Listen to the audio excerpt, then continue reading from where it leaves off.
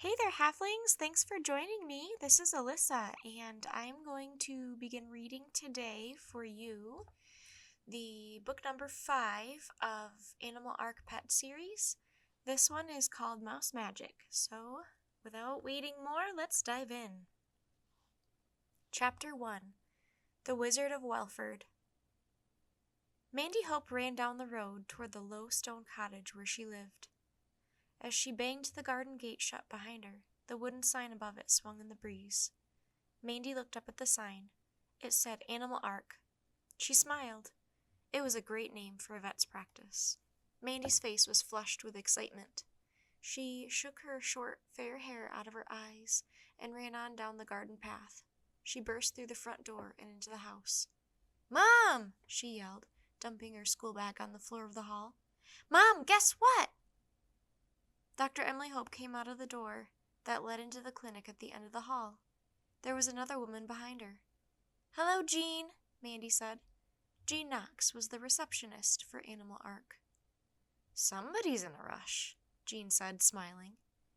"Mandy," Dr. Emily said, "you're back early." Mandy grinned at her mother and Jean. Dr. Emily's red curly hair was tied back neatly with a green scarf, and she looked cool and calm in her white lab coat. Jean's hair was ruffled, and her glasses dangled on the end of their cord around her neck. "I ran all the way home from school," Mandy said, catching her breath. Dr. Emily smiled. "Okay, what's the news?" she asked. "Come on, you can tell me while I clean up. I've just got 1 or 2 more things to do in the residential unit." "The school hall is finished," Mandy said, following her mother and Jean back through the door to the clinic.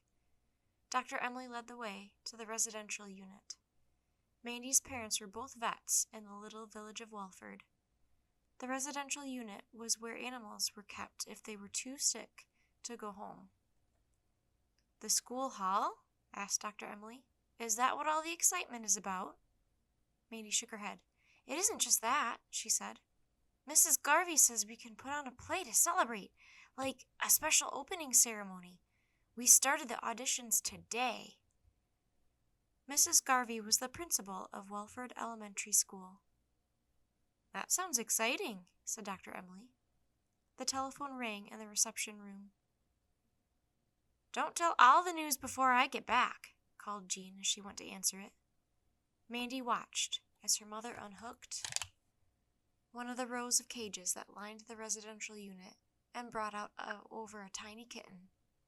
One of his legs was wrapped in plaster. Mandy leaned forward eagerly. "Is Snowy all right now?"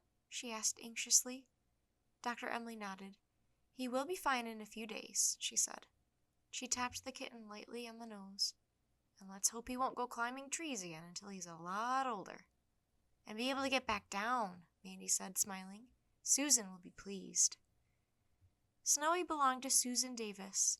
She was older and went to Welford Village School, and Snowy was her first pet. He had climbed up a tree in Susan's garden and got stuck. Then he tried to jump down and had broken his leg. Dr. Emily put Snowy back in his cage and turned to Mandy. "Now, tell me all about this play," she said. Mandy clapped a hand to her mouth. "Oh, I forgot about that for a minute," she said. Dr. Emily shook her head and laughed. "You always forget about everything else when there's an animal to be looked after." "You can say that again," said Jean, coming into the residential unit with a pile of forms. Mandy grinned. "But animals are so important," she said. "And anyway, that's just it. Mrs. Garvey says we can have some animals in the play. Only real well-behaved ones, of course." Dr. Emily nodded. "I knew your news would have something to do with animals," she said. "Nothing else gets you this excited, Mandy." "Performing animals," Jean said, putting the piles of forms down in front of Snowy's cage. "Whatever next?" Mandy smiled. "Oh, it's going to be wonderful," she said. "Just imagine, Mom, a school play with animals in it. Isn't it terrific? Is Dad home? I want to tell him all about it, too." Dr. Emily looked at her watch. "He should be home for dinner," she said. "He's doing evening clinic hours later. Let me get cleaned up here and sign these forms for Jean. Then I'll start making dinner." Can I help clean up? Mandy said.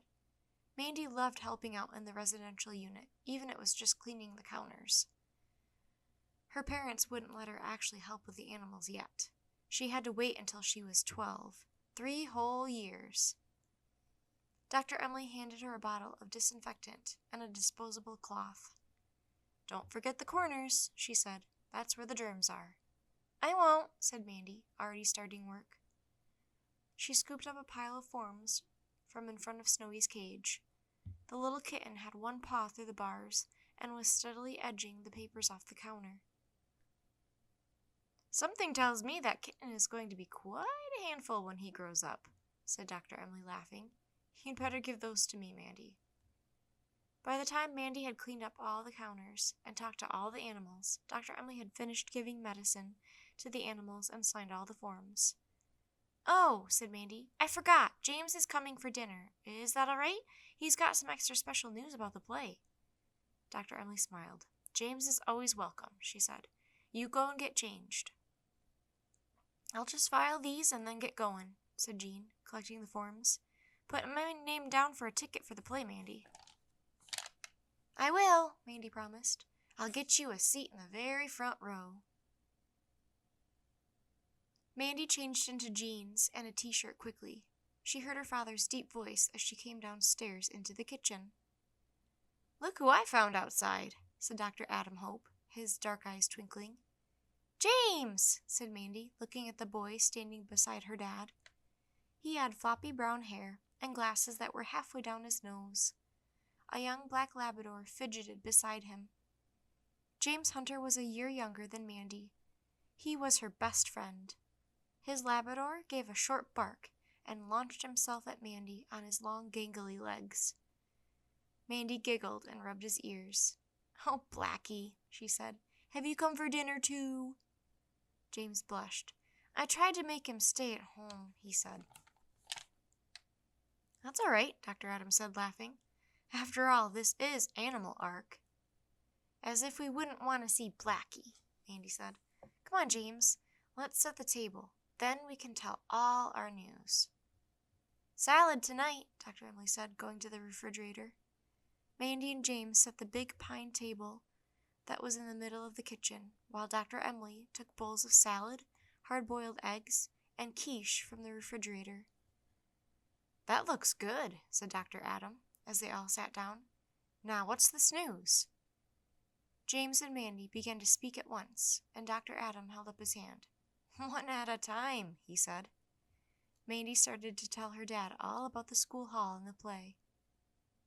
The play is going to be called The Wizard of Welford, she said. It's all about a wizard who comes to Welford and shows people how smart animals are, said James. And there's a bad character, said Mandy. Horrible Horace.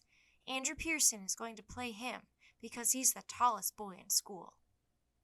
Horace is really mean to animals, and the wizard has to find a way to show him how cruel he is, said James.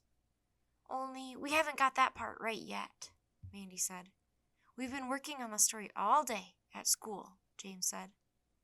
Gary Roberts wants to frighten Horrible Horace with Gertie, Mandy said. Dr. Adam laughed. Gertie is only a garter snake, he said. Doesn't sound as though she'll be enough to frighten Horrible Horace. James nodded. That's what the rest of us said, he replied. So Gary is going to be a snake charmer in the play instead. Maybe he could put a spell on Horrible Horace, Dr. Emily suggested. Mandy shook her head. Snake charmers only put spells on snakes, she said. What we need is a special spell for the wizard to put on Horrible Horace. You'll think of something, Dr. Adams said. Mandy nodded. I hope so, she said. We also need a better ending for the play. And when we think of it, we'll keep it a surprise, said James. We won't tell anyone before the play. Mandy grinned. If we think of something, she said. But the really terrific news is about the wizard. She turned to James. Tell them. James blushed. You tell them, he mumbled, pushing his glasses up on his nose. Mandy turned to her parents. James is going to be the wizard, she said. Oh, congratulations, James, said Dr. Emily warmly. James blushed even more. "I've got to learn to do magic tricks," he said. "I got a book out of the school library, but it looks difficult.